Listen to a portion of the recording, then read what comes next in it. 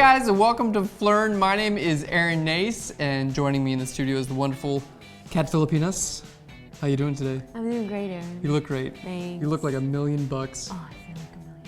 It's just being next to you, I feel like $1 million as well. It's $2 million in front of you right now. We're doing a new segment here on Phlearn. Basically, every single Monday, we're gonna be announcing a new topic, and you guys can submit your questions on that topic. This week's topic was getting started in photography, and here are the 10 most popular questions, and we're gonna be answering them right now in video format. All right, so this first question is from BJ Duncan on YouTube.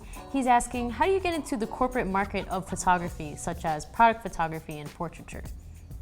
Good question, BJ, and that's a really big question. We'll probably be answering stuff like this in the future as well. We're gonna be bringing guests onto this format as well. There are a lot of ways to get into the industry, and I chose to go down the education path. So most of my experience is in education, not in the corporate world, but I do have a lot of friends who have gone on that path. Most of my friends who have started going down that path started out assisting. This is really the best way to get into becoming like a corporate or like a product photographer. The reasons for this is you can work really closely with a photographer who's already in the industry. So whatever industry you're planning to actually go into, I would recommend finding a photographer who's doing pretty well in that industry, contacting them and seeing if you can assist for them, maybe become their studio manager. That way you're gonna get to know how they do what they do as far as on the photo shoots. You're gonna get a good idea of how they run their business. You're gonna see what goes on like behind the scenes. You're going to actually be able to build the relationships that they have with all their clients and art buyers and things like that. And then hopefully when you've served your time and you can get out and go on your own, you haven't pissed too many people off, and then the person you were actually working for or interning with is going to give you a recommendation that's going to help propel your career forward. So that would be my suggestion. And again, I haven't gone down that road myself, but a lot of people I know who have, that's the way they've done. I've seen the best success when they have gone under the wing of a more experienced photographer. What do you think? I think so too, like more hands-on. Yeah. Yeah. More hands-on. So get out there and get your hands dirty. Stick them in some photography mud. All right.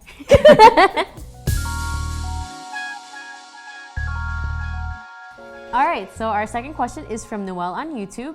He's asking, as a beginner in photography, I was wondering how to reach out and get people to get involved with my work.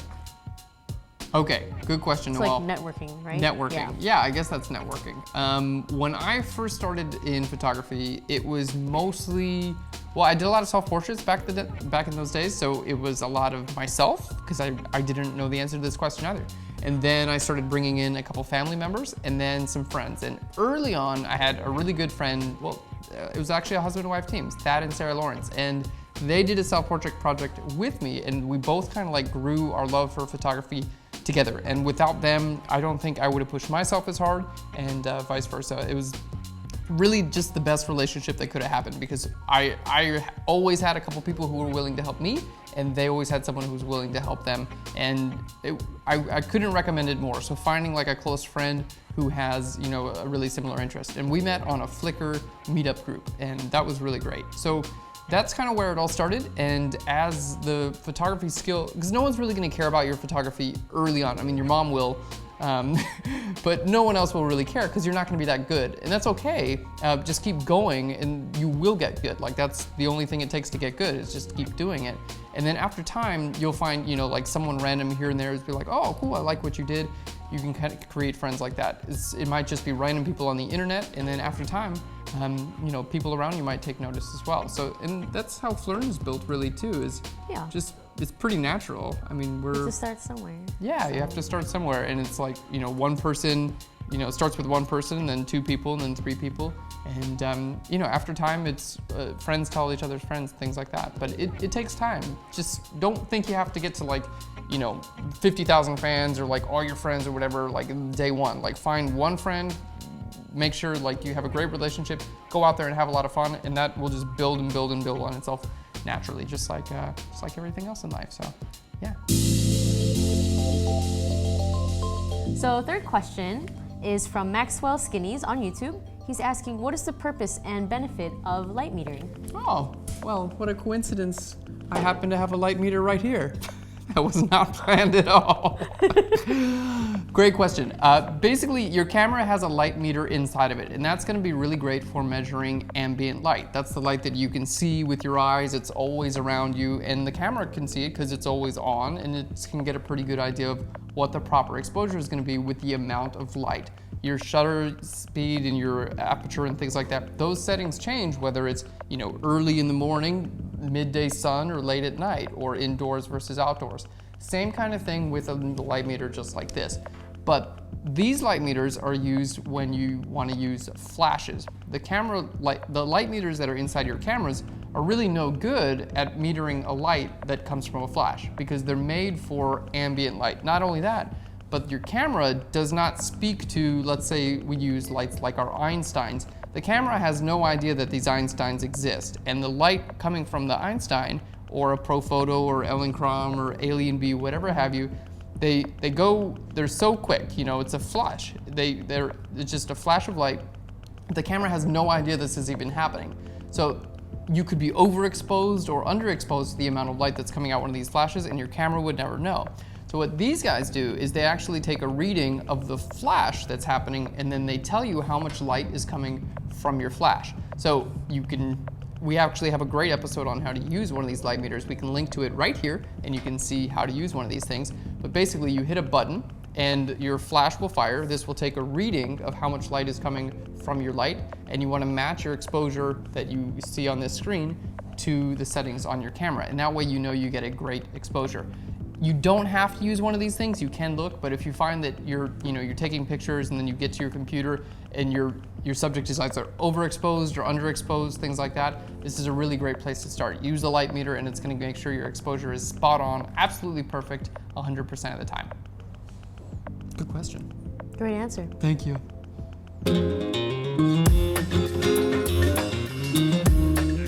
Next question is from Spencer Payne on YouTube. He is asking, photography can be expensive. What gear is most essential to getting started? Obviously a camera, but what should I focus on next? Lights, lenses, or maybe Phlearn Pro tutorials? What do you think, Aaron? That's a really great question. Well, when I first started photography, Phlearn Pro tutorials didn't exist, or I would have purchased many of them. But where I got my start, and I was exactly like what, the questions you're asking, like there's so much and it's so expensive, like where do I put my money? Where am I gonna get the best bang for my buck?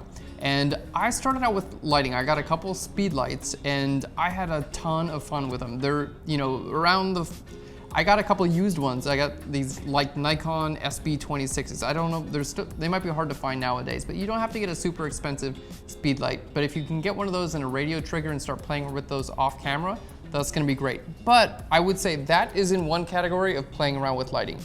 The way that I would now recommend, especially having been in the industry for a few years and seen a lot of photographers come and go and seeing what people can produce, this is what I would probably recommend. This is a 50mm 1.4. This is by Canon, and this is a pretty inexpensive lens. You can get these guys for, I don't know, $350. Try and get one used on eBay. They're all over the place. It's a 50mm 1.4. I think they even make a 1.8 that's even less expensive than this. It's a great lens. This lens attached to just about any camera, and Nikon makes their version of one of these as well. It's gonna get some really great results. What I would really recommend doing is see what you can get out of just a camera and a lens like this. You're gonna be able to get so much and go out there and use the natural lighting. Many pictures that I love are lit completely naturally. For me, a lot of the time what makes the difference between, like a pretty good photo and a great photo is more about the concept and what you put in front of the camera. So spend some time thinking about, if I were to say, you got $1,000 and you want to spend the next 3 months making great photos, I would say instead of spending all that $1,000 on this, really expensive lens, take 200 of that and get some props together and come up with a cool idea and make a cool photo shoot. And then spend the next $200 and do that again, and then spend the next $200. And by the time that's over, you've got 5 photo shoots that have like props and wardrobe and all this like really cool, interesting things in them. And your photos are gonna be really great because it's a lot about what's in front of the camera, not the camera itself. You're watching this because of what's in front of the camera, where this is being filmed on a Canon T4i with a 50mm 1.4, a cheap camera with a cheap lens. But it's what's in front of the camera oftentimes that makes the biggest difference. So I would say if you are gonna be spending some money, focus on putting some things in front of the camera. Any camera with this lens on there, you're gonna be doing just fine. Next question is by Domingo Liu. He's asking, what are the benefits of going to photography school? What are some do-it/learn-it-yourself alternatives? All right, I didn't go to photography school, but Kat did. Why don't you tell us what you feel the benefits of your photography school education were? Well, for me, I went to a 4-year photography school in San Francisco, Academy of Art. I think I wanted the instructors and I wanted their knowledge. And I don't know if I'm lazy, but I'm not really like self-taught, like I can just go out there and do it kind of thing. So I needed that, like I needed structure. Somebody, yeah, that structure, because that's how I am. I'm very like organized, like I need to learn this curriculum, everything. So yeah, I went and did that for 4 years. But no, it was very beneficial. It took a really long time, but I mean, here I am now, so. So the structure really helped you. It's the structure. So I think it depends on how you are, because I totally give props to people who are self-taught. You know, there's a lot of famous photographers that are self-taught, you know, and They're right. yeah, you're self-taught. I am self-taught. I'm not a famous photographer, but I am self-taught. But you're amazing. So I think it really depends on like if you can afford it, what you can do at that moment. I mean, I was able to go to school at that time, so that was my option then. So yeah. Yeah, I totally agree. I think it's based a lot on your personality. I'm the type of person who, when I find something that interests me and it seems hard and challenging, and I can use kind of like my creativity to make a difference and make it a little bit more fun to me, it's just no problem at all for me to devote my entire life to it. Almost to my detriment at times. Like I've really taken times out of my life where photography was the only thing that was important to me, and I did nothing but that. And relationships, you know, faded away because of it, and all kinds of things. But that's just who I am. I'm the type of person who once I fall in love with something and I will go at it with full force. And so I guess, you know, with concern to photography, I didn't need that structure because I became obsessed with it. So I just used my obsession as my structure. I did go to school for industrial design. So in school, as you know, becoming an industrial designer, I learned how to think and how to build creative process, and I had wonderful teachers in university as well. So I don't feel that I definitely know that it's not necessary to go to photography school to become a great photographer, to, you know, have a lifelong business as a photographer. I didn't do it.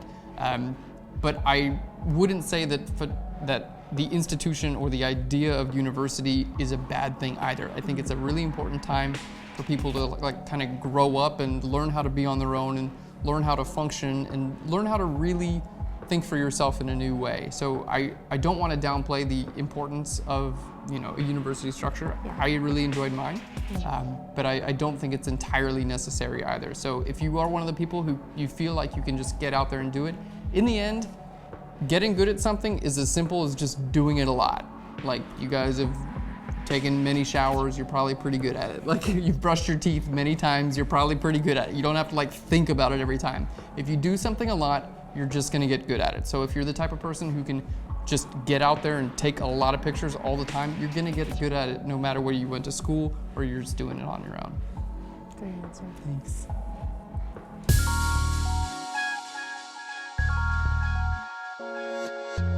Next question from Cohen Howman on YouTube. He's asking, when is the time to start charging for your photography/photos, and how do you go about doing that? Okay, great question. The time's gonna come for most of you guys watching this when you do get to charge. And usually, you know, you can start charging when other people request your photographer's presence at an event that's relatively important in their lives, like a wedding. If someone comes to you and asks you to photograph their wedding, because they've seen your work, it's probably about time where you can start charging. If they haven't seen your work, don't think it's time to charge, because really they shouldn't be asking you to photograph their wedding if they haven't seen your work anyway. That's just dumb on their part. But Yes. that's where horror stories come from. But if people are coming to you and asking you to, do portraits and things like that because they've seen your work, it's definitely time to start charging.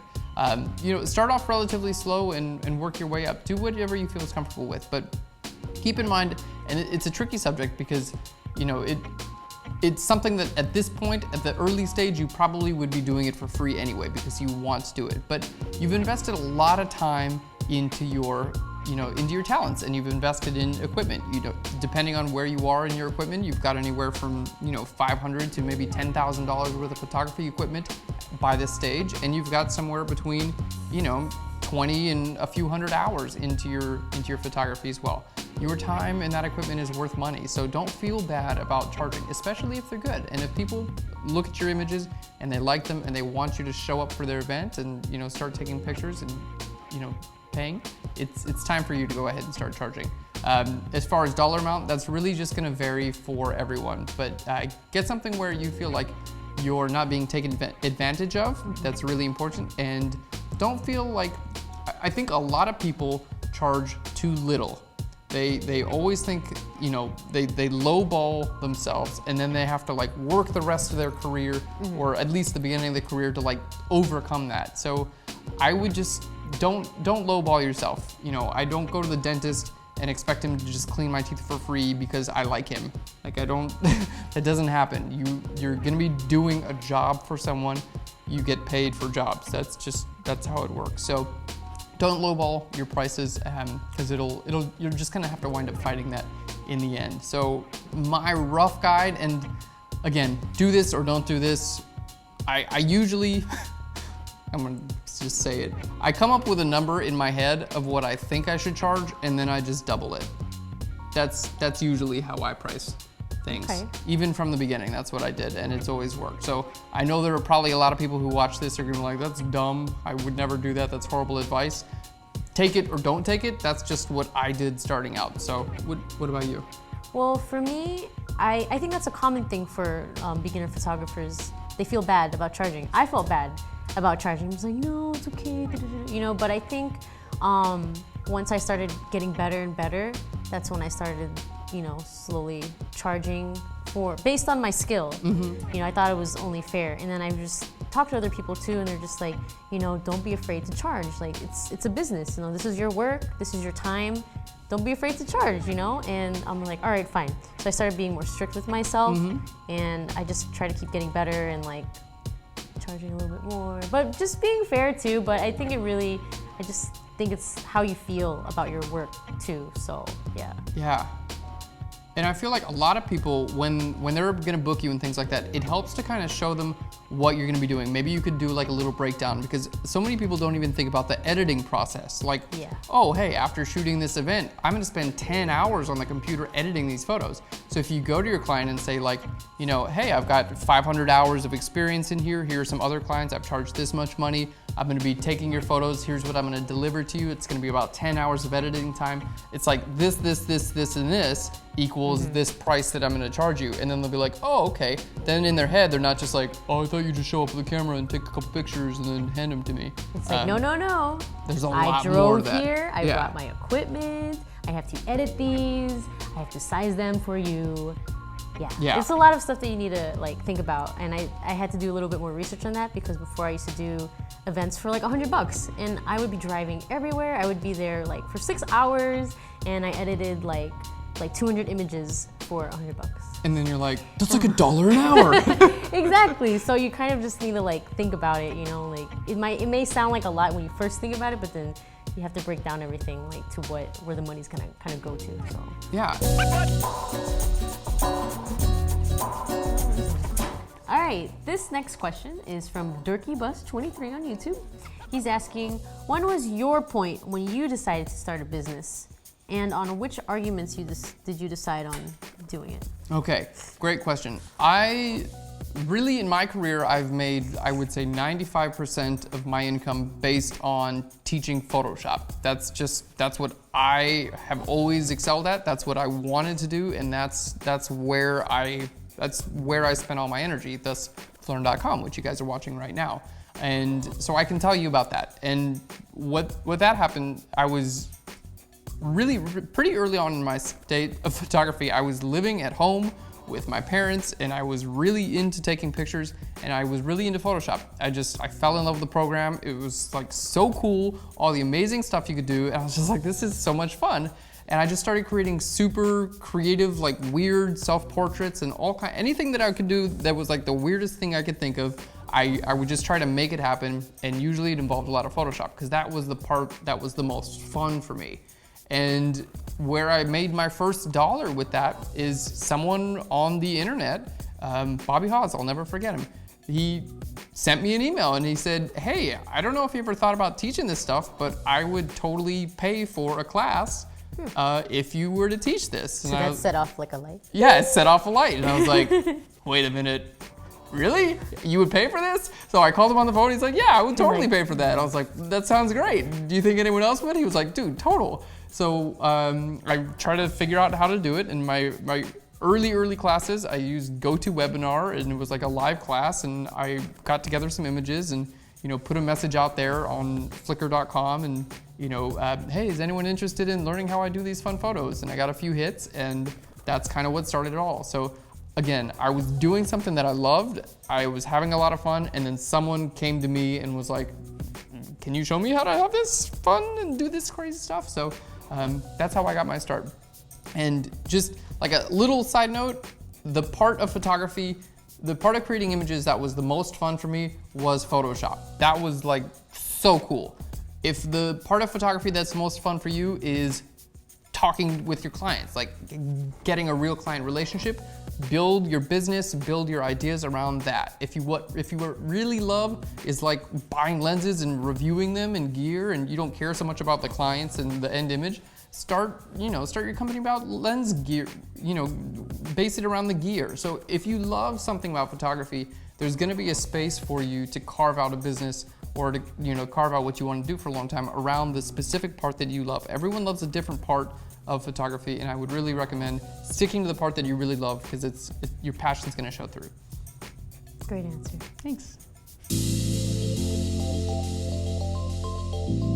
All right, so our next question is from Alex Corona Photo on YouTube.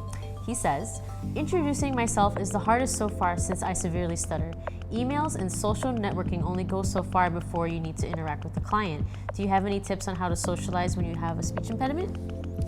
Alex, it's tough for me to answer, to be honest. I don't have a speech impediment, and it's not something that I have personal experience with, and I wouldn't even presume to tell you how to, work on it, because I don't know anything about it. I do know that we all have stumbling blocks, and there are things that, there are things that you are really good at that I totally suck at, and I can 100% guarantee you that.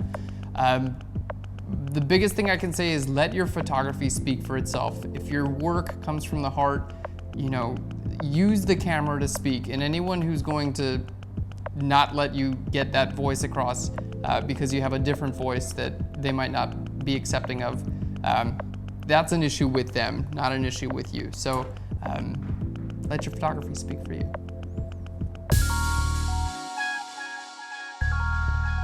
So this next question is by Leah Manzari on YouTube. She has actually two parts to her questions, Cool. But her backstory is that she went to photography school and she heard a bunch of lectures, she went to a bunch of workshops, and professional photographers always complain about newbies dragging down their prices. And she's heard so many times that it's better to do a job for free than to charge below market rates. And now she's in this transition of wanting to charge for her shoots because she's been doing trade for photos, Okay. TFP? Yeah. TFP for a while now, and I guess she's concerned about people, like, why do they need to pay now? You know what I mean? Right. So she's worked with some people and it's always been no cost. It's always been free. And now it's time to start charging. So she's concerned about that. So the question for that one is, how do you transition to paid work? Work with different people would be my big suggestion. Yes. Convincing someone who's always got something for free to start paying is just, I would not see any luck with that. I don't know that I would do that. You know, if a friend was like, all right, let's go play basketball. You know, we went and played basketball for a year and all of a sudden they were like, now you need to pay me for this. What are you talking about? Yeah. I know photography is different, but I just don't see that transition being very easy at all. So I totally sympathize. I would look for other people, be like, you know, yeah, that I did work for free with them. That's how I got my start. I am no longer an amateur photographer. I'm a professional photographer, and now I charge for my work. And if you guys have a problem with that, then, you know, we don't have to work together. But there are billions of people on this planet. Some will pay for your services. Don't feel like because a small handful of people work with you for free that you won't be able to find people who will pay for your work. Those people are out there.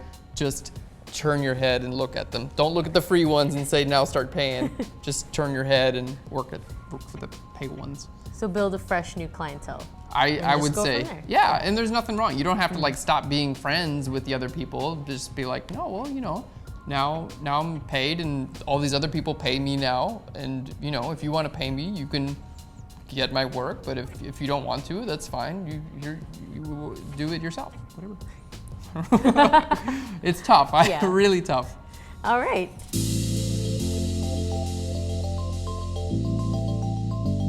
So the second part to her question is about like Getty images, Flickr images. She's asking, what is your opinion on Flickr/Getty relationship and becoming a Getty contributor? Okay, I don't really have much experience with this personally, but I've heard from a couple people that it's not worth it. It's just, no, I haven't had a single person be like, wow, I'm really glad that I decided to be a Getty contributor.